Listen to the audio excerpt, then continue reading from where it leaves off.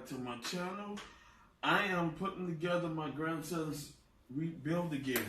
I just got to installing the IS60 low profile cooler from ID Cooling.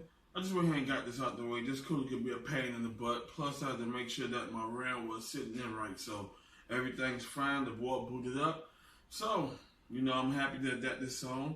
I mean, look how nice that baby look. This is a Micro-ATX board by AresGame. I will be putting a link in the description below if y'all want to go ahead and borrow the parts from the case. This is a socket AM2 motherboard. I recommend that you use an AM4 motherboard. It could be the A300 series, the B350, the B450, the B550, 550 series. But make sure you get a Micro-ATX. This is a Micro-ATX case by DEEPCOOL MATREXX 30. This is a Micro-ATX case that holds, I'll show you all the specs. It holds up to 3.5 hard drives, 2.5 SSD hard drives, and it holds up to 2 fans, one up in the front, one in the back, and the power supply. It holds up. This sits about the GPU is up to like 8.9 to 9 inches only. So be aware of that. That's all you can fit in this case is a 8.9 to 9 inch GPU. So just keep that in mind. You know, I'm all excited. I'm gonna go ahead and be putting the GIM KB-23 case fans in, RGB case fans in. So I'm happy with that. I'm only putting in 2. The case comes with 3 because the case only holds 2. So I'm happy to go ahead and put those in. So, you know, enough said. Let's just get on with this build. Peace. Let's do this.